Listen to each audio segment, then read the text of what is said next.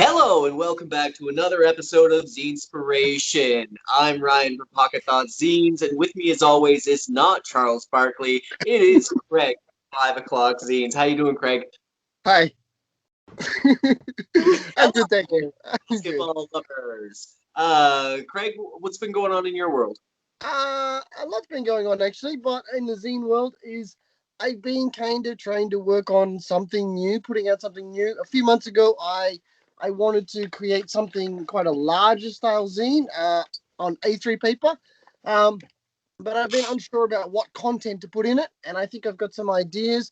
Maybe an old zine that I haven't finished. I might put the story in here.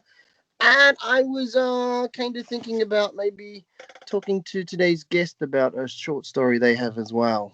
Oh. We have a special guest on the show today who needs no introduction. Hi. Well, we'll introduce her anyway because you've seen her on the show before. Allie is here today from Warglitter Zines to talk about her new Kooky Party zines. Before we dive into that, though, real quick, if you haven't got a copy of Pocket Thoughts number 17, go out and get one. And also, I still have some copies of Complete Adventures of Ryan left, limited edition. Pick those. Ryan, that one has like 60 pages, right? It's an even number of 60, yes. Even number. Wow. Do you have any t-shirts left, Ryan? I've been wearing this all night. Are you kidding me? I got lots of t-shirts. All right, so today's guest, like you said, she needs no introduction, but let's look at some of the old stuff that she does have out. We got Warglitter Zines, issue number 1, this one, and then the short story Guilt, which was Guilty, and this one as well, another short story. Yeah, Allie, welcome, and thanks for coming on today. Hi, thanks for having me. Tell us a little bit what Ryan is holding. What is that zine? So he's got Kooky Party 0 and Kooky Party number 1.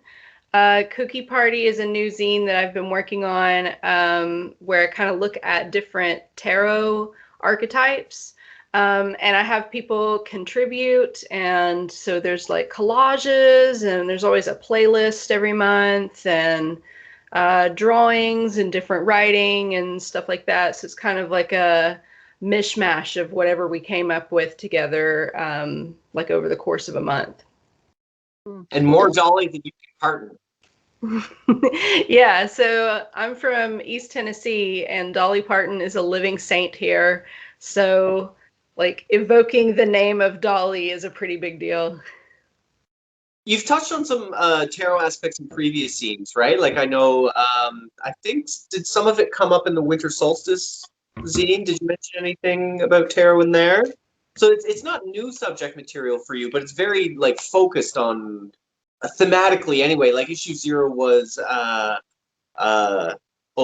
Fool, and then the new one's the Magician. So, you know, I assume that, 2 and 3 are going to be themed as well, right?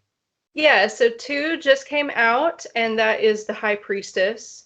And then I haven't started working on it yet, but the next one will be on the 3rd and 4th cards, and that's the Empress and the Emperor. And I'm going to do them kind of together because they go together.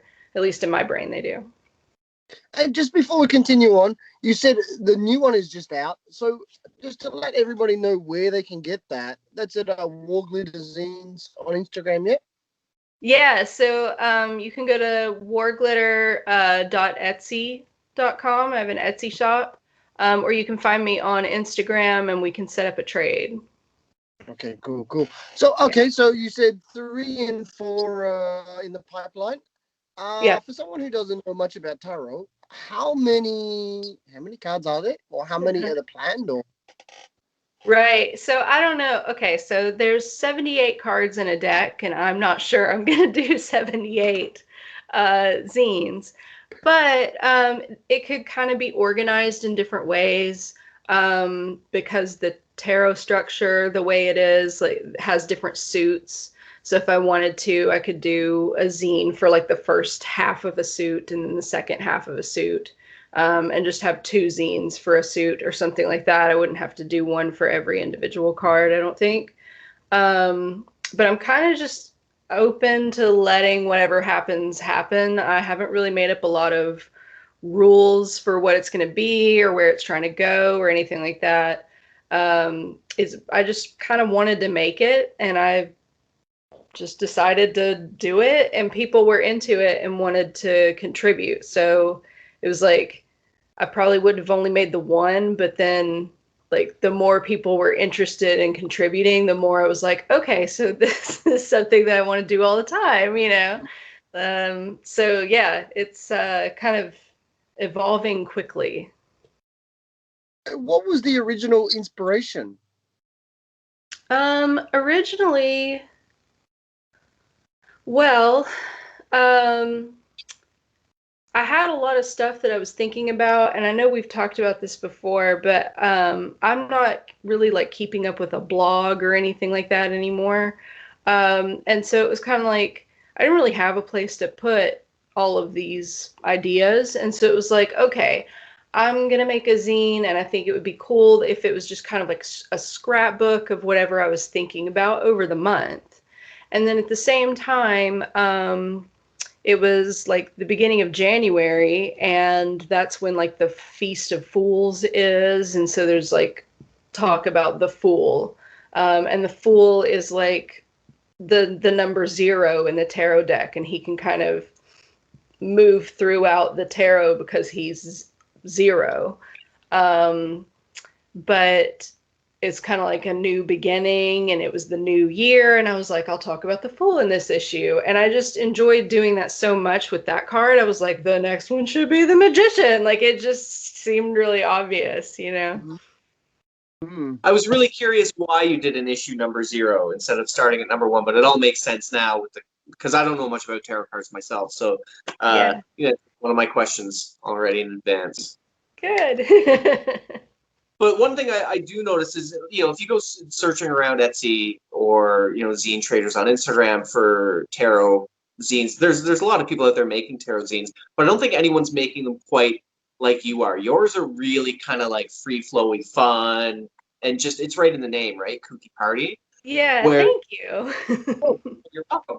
And some of the others that I've come across in my zine trades and stuff are very like structured, regimented tarot reading zines. And like if you're into tarot cards, I get why you would get the zine, right? But for someone like me who doesn't know to read it, doesn't really understand what's going on, but I can pick up this and learn something about tarot cards, but also have a really great time and a few laughs. So like it's a great blend. Good. Yeah, I love hearing that, because a lot of this for me is like, where does this fit into your contemporary existence, right? Like, these are cards that were made in like the 1400s. So like, what relevance would they possibly have? But if you're thinking about it as archetypes, kind of like how Carl Jung talked about these archetypal characters that come up in our stories over and over again. That's our legacy, and we have a lot that we can learn from if we're looking at our stories. And so I think like thinking about which archetypes aren't there, like what's missing and where could you put that into the system, or what's in the tarot deck but it's irrelevant, or how can you change it so that it's something that's more relevant to what you're doing now. And for me, a lot of that is like kind of iconic celebrities and like nostalgic stuff for me, or maybe like really cool book series that kind of have like a whole mythos to it or something like that, that you can like overlay it on top and be like, okay, like this card is like this character, right? Like that we see all the time. So like I'm finishing the did you ever see the like new Battlestar Galactica? It was like came out in 2004.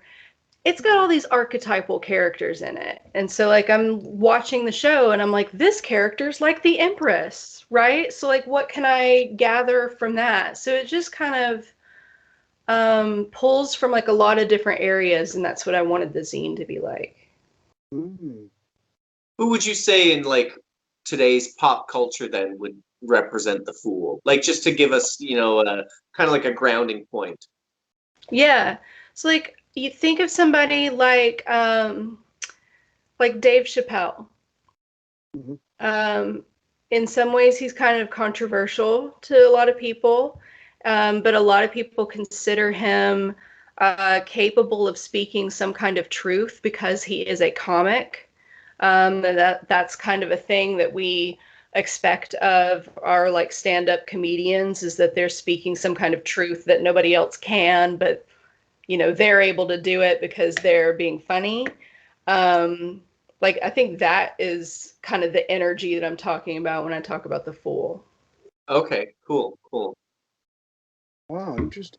Oh, like Ryan said, like Taro has kind of is quite popular in the zine community now, and I think some people that were maybe zinesters originally are making zines about Taro, or some people that were just more into Taro and wanted to share their ideas and thoughts have come into the zine world. Um, I don't know. Is Taro a little bit like zines and has always been relatively popular, or do you think it's kind of increased in popularity recently? I think it's definitely increased in popularity recently. And I think the major reason is because it's becoming more and more accessible for independent artists to create their own decks. And they can fund them on Kickstarter before they ever get them printed and offer people all of these like extras if they reach a certain tier and stuff like that. And so you have a lot of people who are buying independent decks because maybe they're more inclusive, maybe they're like a special collector's item and they're only going to be made so many of them by this specific artist or whatever reason. And so now we're seeing more and more tarot decks than ever before. um, and I think a lot of that is really because of the internet, weirdly enough, like making it so that you could make your own deck, and you could make it with your favorite cartoon characters and then go to myplayingcards.net and print off a couple decks, and you wouldn't need to like sell them or anything, but you would have your own tarot deck that had like special meaning to you. Wow. You could like make it just the Uncle Jesse tarot deck, and every single card would be Uncle Jesse and different like Impressive. antics that Uncle Jesse got into, right? And that would be like super meaningful to you, and you wouldn't even have to think about like what is this card supposed to mean in the context of blank, because you would just know because you know Uncle Jesse.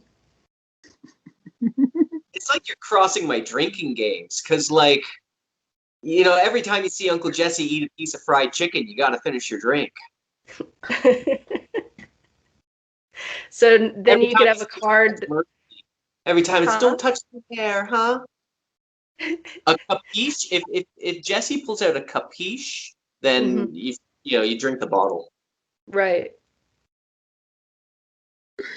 You have to be watching a lot of Full House to be to I don't know, to know all that kind of stuff. I've watched too much Full House. Too much Full House. Yeah.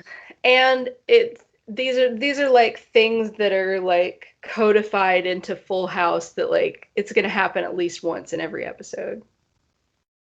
So enough about me. Let's talk about you. What do you think of me? Back to Kooky Party. Um,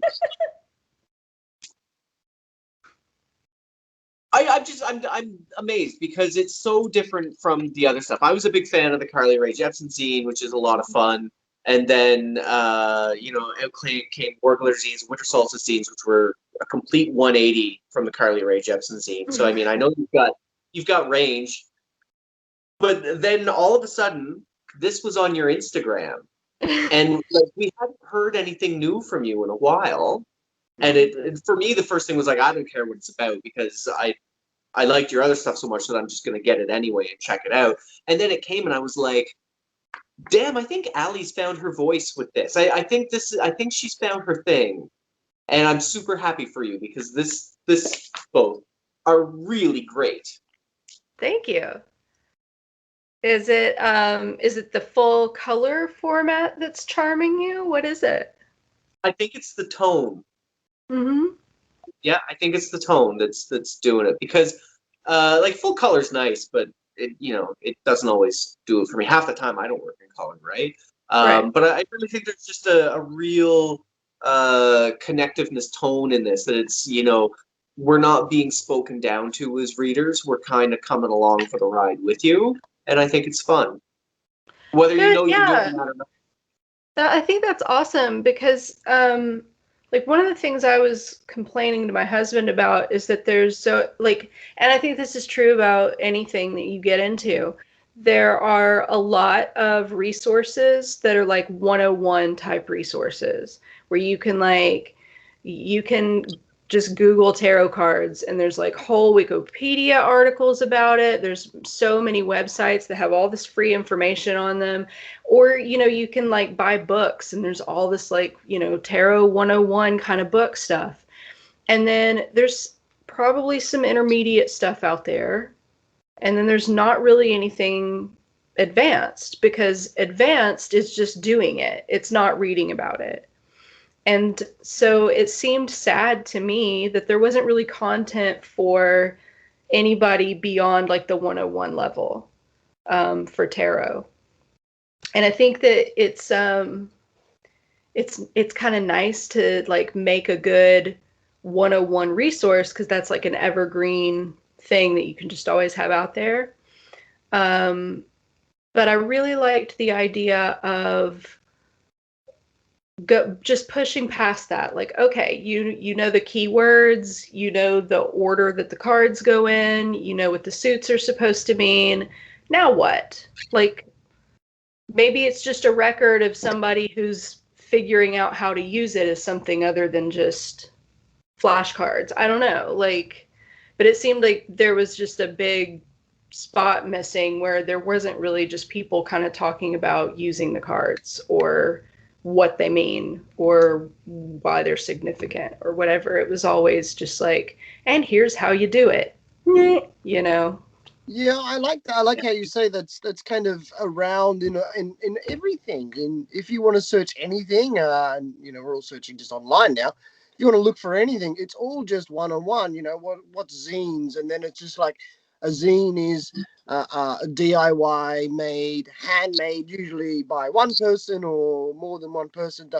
It's just kind of there's a lot of 101 and basic knowledge out there, and I think it is important when you are creating stuff or as a creator in some kind of theme to be making that kind of advanced stuff that the people that are interested in this stuff can have a place to find more detailed stuff. Like I'm kind of doing that, all the time with zines and just trying to dig a lot deeper into zines, and it is really, really hard. Like, yeah, something Something like that. It was made by the Black community, and it was put out through just by people in that community, and it's taken me a while to try to a little bit of digging to try to get to there. And I think putting out stuff that it isn't 101 stuff in different themes is really important, and I think that's really cool. Well, it's human connection, right? It always comes back to human connection with zines because the whole 101 and just researching information, you can go on Google, search tarot, up comes the stuff. Search zines, up comes the stuff. If for some reason you need to look up Charles Barkley's birthday, boom, there it is. But like the lyrics for Dumb Blonde by Dolly Parton in the middle of a tarot zine, right? To me, that speaks volumes to other tarot users. May connect with this with another tarot user and go, oh, they kind of get me. Yeah. Well, and that's what I'm always looking for, like always. And I think that the worst thing that you could do is try to make yourself something that appeals to everybody. Mm. I think instead it's a lot smarter and it's a lot more beneficial if you really kind of hone in on who you are and what you want to do as an individual and just be your weird self And the people who find you will just love you so much more for that than trying to appeal to literally everybody on the planet. Mm. And also not trying to always just be the first point of contact. Like that sort of goes back to the 101 stuff. If you're just constantly trying to just be the first point of contact for people, then you kind of won't make connections with that, will you? You won't make deeper connections. You'll just make these surface kind of stuff. Yeah. Imagine the world if I was the first point of contact for everyone's "What's a zine?" question. Y'all be fucked. Yeah. Well, first of all, they would say, "What is a zine? Zine?" Um, yeah, I kind of hate the question, period. It feels kind of gatekeepy, but then at the same time, like I want to go on a tirade, like, they made 500 of those and they had somebody print it for them professionally and they're selling it for $27. That's not a zine, like I just, ugh, and I just kind of want to avoid the conversation altogether. But yeah, it's like, okay, you can Google zine and you can find out how to pronounce it and you can find out what it is. How many zines out there do you think there are that are like the subject is how to make a zine? Hmm. I don't think either of you have one, but I think Nick's does. Yeah. Because it was probably like one of the month of zine things. Mm. Kind of prompt or something like that. Like I'm pretty sure she has one. If you go on Etsy and search for zines, a bunch of them are how to make zines. Mm.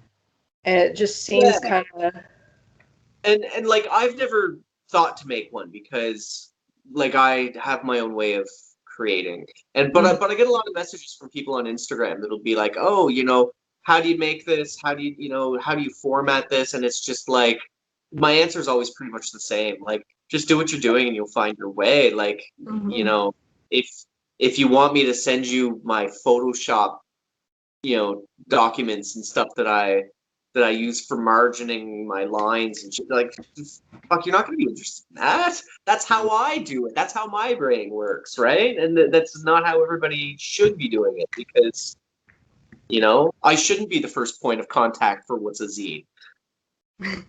One thing that's come up a lot on this show, Ali, is a lot of people talk about, I didn't know how to do this. I didn't know how to format it on the computer, so I just did cut and paste. And it's people are finding their style, or they're just kind of producing their zine, and they don't realize so much it's their style for a while until they're working within their limitations. So it's always kind of interesting that our style comes out of our limitations. Like Ryan just said, Ryan's story there. I have yeah. a lot of. For example, this is just the first magazine I grabbed off the shelf from behind me. It is completely safe for work, so don't worry. This is Dear Penthouse Forum. I never thought this would happen to me. Anyway, so this is just a classic rock magazine, Aerosmith magazine, okay? And like, look at how professional and laid out it is. But when you put this next to it, like Aerosmith are my boys, they're my favorite. But this is what's for me. Like this appeals to the type of person that I am creatively and expressively. Whereas I like the content of this, but this grabs my attention more. Interesting. Well, thank you. I've just always really enjoyed making collages, and the stuff that I'm doing in Kooky Party is how I made art when I should have been doing my homework in my bedroom while listening to Smashing Pumpkins when I was 13 years old. Like, nothing's really changed, except that I've seriously upgraded my scanner and my printer. And now I have that accessible to me now. Like when I started out, one of the reasons I was doing cut and paste is because my printing options were just really limited. And so I could photocopy it on the at-home office photocopy printer scanner like little mamma jamma that doesn't do any of those things well because it does all of those things. And so anything I printed, like it never came out right on the page the way that it was on the actual flat. And so it would end up cutting stuff off and blah, blah, blah. And so it just felt like it was such a shame to work on something for a really long time and think that you had it all lined up and then go to cut it out and send it to somebody who spent like $4 American on it. Like, oh my God. And nothing lined up. And it was all like all the fucking numbers were cut off. And it's like, this is a nightmare. Like, I'm going to send myself to an early grave if I don't update this stuff. So, you know, I'm still using the same methods, but now when I scan it in, it's actually the size that it's supposed to be when I print it out, which is just bizarre. Like I'm still not used to it, you know, but everything kind of lines up. So I think that like if you're starting to take zines seriously and you're really enjoying making them and you have more ideas for zines than you could comfortably make right now, start a little savings, get out your little piggy bank and start putting some money away and like seriously consider upgrading like your scanner or your printer or something, because like everything could be a little bit better. And that's just completely changed how much I enjoy making them because I'm not seriously frustrated with the process through part of the process. I think of it as a respect thing to, I hate to use the word the customer, but the person buying your zine, right? If they're giving you $4 American for it, like, you know, I've made zines and, you know, I print it off and I'm like, would I pay $5 for this? Better go back and retool it a little bit, you know? Yeah. Yeah, if it's $1 and like when you folded it, it didn't exactly line up, but it's totally legible. Yeah, especially if it's like a cool punk rock Riot Girl zine where it's like, yeah, yes, absolutely. Like it's part of the aesthetic. It's $1. It's something that I photocopied from 1997. You can barely read it anyway. Like, yes, I'm all about it. It's fine. I get excited about that. But for something like this, where like if I'm going to print it out in color and then cut half of it off because I can't get it to line up and then charge you money for it, like that seems absurd. Mm. Yeah, I was making some zines the other day and I wasn't happy with how it got cut and glued, so I had to make another one. But yeah, this is not $4 American. This is maybe $150 American. I don't know. It's 200 yen here in Japan. I think $4 American is like 20 Canadian dollars, isn't it?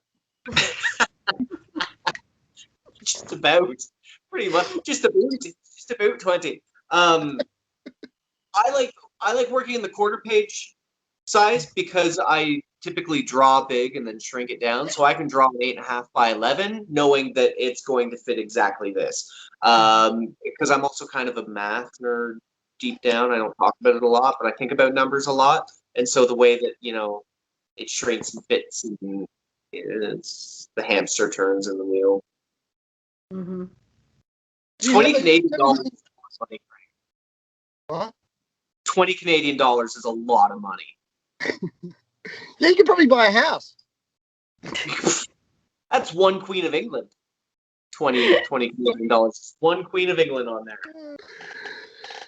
I was going to try and twist your arm and coerce you into doing a tarot reading for Craig to find out, if Charles Barkley's in the future or not. If you're keeping up at home, every time we say Charles Barkley, you have to have a drink. We probably should have told them that at the beginning. Well, just rewind and watch again. Hang There on, you don't go. rewind. Just how do you say rewind in digital terms? There's no winding. Yeah, I know. It's not like a tape. Yeah. I was listening to a tape this morning. There's none of that. It's even when people say that they're going to film something now, it's like you don't have any film in your phone. How are you going to film it? You're recording. I get you're recording, but you can't film. Yeah. Words are funny. I was talking with my kids. I was like, can we agree that the word elevate means to go up? And they said yes, because that's what elevate means, to go up. Then why does an elevator go up and down? Why don't we call it an up and downator? All right, we're gonna do this tarot thing. Okay. Do I have to do Yeah. anything? So do you have a question? Well, that's still a yes or no. I'm kind of worried about the future. You know, I get a lot of stuff going on about the future at the moment. Without going into too much detail, there's like some of my immediate family are unwell, very kind of unwell. And I don't want to be with us. And you know, just with kind of what I'm going to like. You know, I live here in Japan. I'm not really settled. Oh, I'm settled. Sorry, but I'm not. You know, I'm kind of worried about the future, like how the future will unfold, and like if it will work out, if it won't work out, or how it will be shaped. You know, how will my future be shaped, and should I worry about it, or should I kind of keep on going how I'm going and hope things work out? So I'm kind of like I need to make some changes next year. I probably really do, and I wanted to do that before COVID. Actually, I planned to try and do that before COVID, and then COVID came and it kind of put you know, it stopped a lot of things. It stopped a lot of ideas and a few things I wanted to try and pursue. And I've kind of put life on hold for the last couple of years, year and a half. So Yeah, and I bet a lot of people feel the same way. Like, I think a lot of people felt like they were just starting to get a foothold on something good or something cool, and then COVID happened, and it was just like, well, now what? You know, like this complete and total upheaval. But what I would say is like, you were already putting stuff in motion, right? I think so. Yeah, I think so. Yeah, you were already putting stuff in motion. That doesn't mean that it stopped. Mm, Stuff just kind of will slow down sometimes. You know what mm. I mean? Um, And some good things have come into my life, like not particularly because of this situation, but you know, with this show came into my life with that situation, but also a lot of writing projects. My freelance writing is really kind of beefed out, and I'm kind of I'm not really part time, but it's filling out. It's kind of some months are good, so it's slowly working out. So there's some things that have really happened, some good things that have happened in the last year or so. But yeah, like the pre-COVID was I thought I had other things planned, you know, like a lot of things have changed. And I, you know, like this is really going well. So I'm really enjoying it, and I think Ryan's enjoying it, and we're enjoying having, you know, all of the different guests on. So I'm kind of thinking like how this will go in the future too. Like how can we continue to grow this and keep it.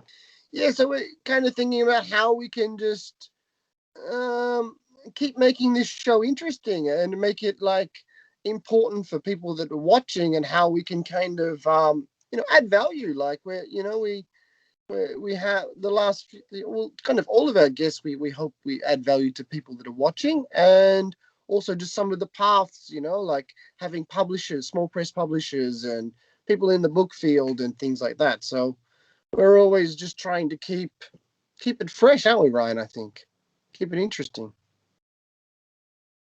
Craig's the boss. I just do what he tells me. No, I don't do anything. Ryan does all the editing, and and half the teeing up. I just turn up and drink water. That's all. But like this was, you know, a year and a half ago, this was possible, but we weren't doing it, and it wasn't on my radar. I was kind of thinking about other things, and so this has been something new that's come in the last year and a half. so you said that you were like planning stuff before COVID. Were you like planning a move? I was with a zine, with my zine library. So I would go to a used bookstore, like someone I know a couple of places. I would maybe set up my coffee stand and have my zine library, and people could just purchase coffee and look through the library and also just shop at wherever I am, if it's a secondhand clothing store, or try to find someone that connects. Okay, and that hopefully I could bring customers to them and things like that. Mm. But COVID, and because I needed to do the food handling course. So at the time it got closed down, and it was like, okay, I'll put that on the back burner. And we're going in, like probably like a lot of places, we're going in and out of lockdown or kind of partial lockdowns all the time. So it just hasn't really ever felt like the right time to pursue something like that at the moment. Yeah. Yeah, that makes a lot of sense. I mean, it sounds like you're really grateful that like in a way, the situation not happening the way that you expected it to, and having to like slow your roll a little bit. It did open up an opportunity for something different that you hadn't really thought about doing before, or maybe like you had, but just hadn't really had the time to be like, okay, we're going to sit down and we're going to start doing it now. It's like, okay, well, we're not going anywhere, so we might as well like do it. You know what I mean? Yeah. And so it sounds like you've already acknowledged that in some ways, even though that you slowed your roll a little bit with that, you've gained these this other thing instead, or in addition to it. You know what I mean? Yeah. And like you're saying, like we are kind of going in and out of lockdowns. We don't always know like what the situation is going to be, but that was always true, right? Like maybe not the lockdowns, but like you don't always know what the situation is going to be. There's options. I'm sitting here with like tarot cards on my table telling you like there's always choices, there's always options. Like I don't believe in like a fixed fate. So like when I ask the cards questions, I don't ask yes or no questions. I ask more like, should I do this or this? What would happen if I did this instead of this, right? Because to my mind, there's always still a choice there, right? So like it seems like, I mean, you still going out to different places and reaching out to people that way, it's not like that's never going to come back. Like people are going to get vaccinated, people are going to get more and more comfortable going out. I know that in Japan, masking was not a huge controversy because people have already been doing it anyway, because it's rude to breathe on other people when you're standing right on top of them in the subway. And but like here is not a thing, but people are just going to kind of get more and more used to it and more comfortable with going out and being safe. So it's not like it's never going to happen. You know what I mean? Yeah. I wouldn't abandon it. Sorry? I wouldn't abandon it. Yeah, okay.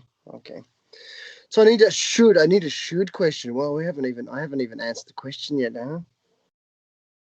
That whole time it's not the tarot reading. That was that just like a therapy session? What was I think this? it was. I think it was. So yeah, that whole time was the tarot reading. Oh, okay. So like the first thing I got while you were talking about like being disappointed was the devil. This is the Delos Tarot. This is a independent tarot deck that was made by a Korean artist. I like it a lot. And then when the Wheel of Fortune came up, when we were talking about like having plans, and the Wheel of Fortune is very much about like things being in motion.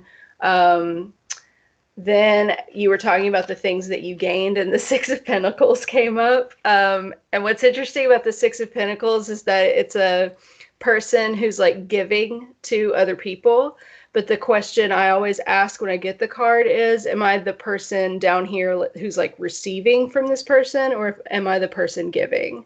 And so when I pulled that card, you were talking about how you were receiving good things, even though it wasn't what you expected. It was something different, like with the show.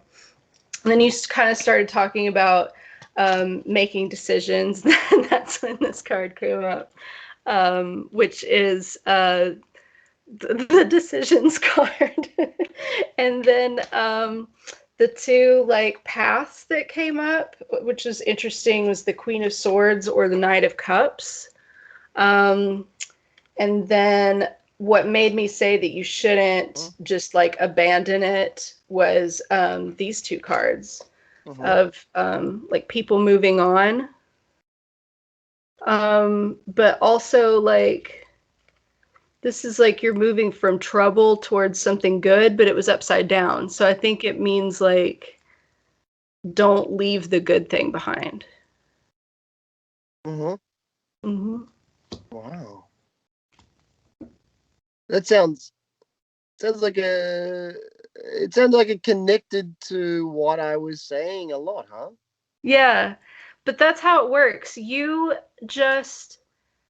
make the connections you want to find. Because you're not telling yourself anything that you don't already know.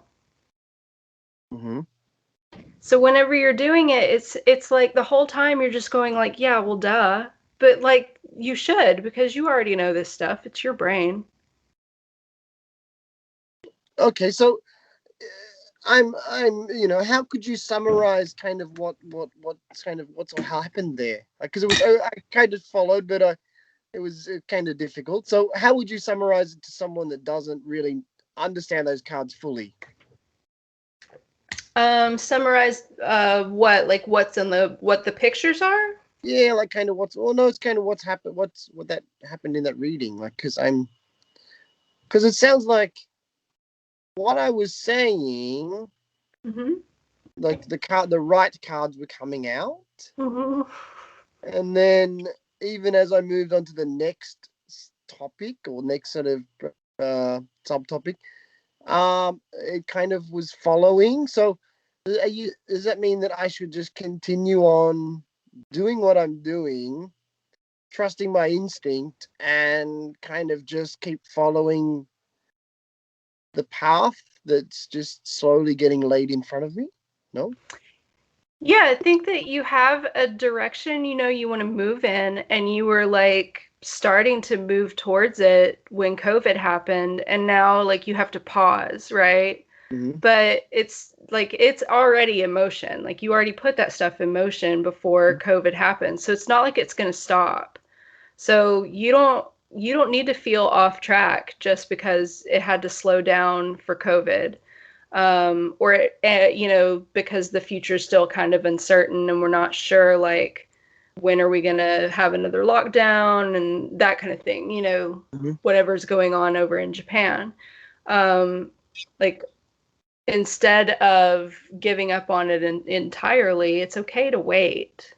And like you said, you've got like other stuff going on that came up that you weren't even looking for.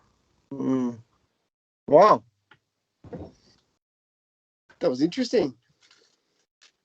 I think correct me if I'm wrong. The cards are pretty broad, right? And done so in a way so that whatever you're talking about, like the Six of Pentacles. When it was saying like you could be giving or you could be receiving depending on how you view the card. But whatever you're talking about, and then the card comes up, you're going to lead yourself down the path that you're thinking anyway, right? So if you're presented with you could be giving, you could be receiving. Oh, well, I feel like I've been receiving. So you just kind of keep focusing on, and it's really more about like continuing to ask yourself why, right? Like, so this is the issue. Well, why? Well, because of this. Well, why? Well, because X, Y, Z. But why is X, Y, Z? Well, X is this and Y is that. Yeah, but why? Oh, because so and so blah blah blah. Oh, but why? And it's like a root cause kind of scenario to me. Yeah, and I think there's also like a fair amount of confirmation bias going on where Mm. like, because I pull out a card that says, um, you know, that has people giving and receiving money on it while Craig is saying like, I feel like I gained some things. Well, obviously that's suggesting the meaning to me as he's talking. Even Mm. though I Yeah. pulled the card, if he hadn't said that, I might have said, maybe you need to do something charitable in this downtime that you have because you're not able to do what you were doing, right before COVID. Mm. Well, I didn't say that because Craig told me when I pulled the card that he felt like he was receiving a lot. So I'm like, well, shit, yeah, you are. Look. Mm. So yeah, that's kind of how it works. For me, I really feel like um, it's really good for introspection. Um, I'm kind of into pop psychology, that kind of thing. I love collecting them as like art objects and seeing how artists interpret them in different ways. I like to lay them out next to each other and kind of look at different things. I like to think about what choices I would make if I were working on my own, like stuff like that. And so for me, like, I get a lot out of it just kind of playing around with it, and it doesn't need to be like this thing, right? So, like, one of my favorite things to do is just watch a TV show that I've already seen and I know what's going to happen. And I'm like, what's going to happen? And then I see what card comes up, and I'm like, okay, so how is that related? Like, how is it relevant? What connection can I make? Because part of what I enjoy about art at all and being creative is those connections that you make with these seemingly random things. So to Mm. me, it's just kind of like playing with that idea. And it's a little bit of just a mind fuck. How fun is that? You know what I mean? Like, why not? So yeah, I don't think it has to be this spooky thing. I can't talk about it much in my hometown because everybody calls them devil cards. And oh well, like like you can't really argue with the devil, so I don't really have a lot of people to talk to about it here. All right. Well, thanks very much, Ali. It was so much fun as always to chat with you. And yes, we're definitely going to have you on for a third time. Um, and thanks for everything always. And also the tarot reading that was crazy. That was crazy. I'm gonna Yeah. watch it back so I can get a bit more of a handle on things. So yeah, all of Ali's details are all linked down below. Etsy, Instagram, Twitter, uh, all of our details, I guess, as well. Ryan's Pocket Thoughts number 71. Is it 71? 72? 17. I had the numbers backwards.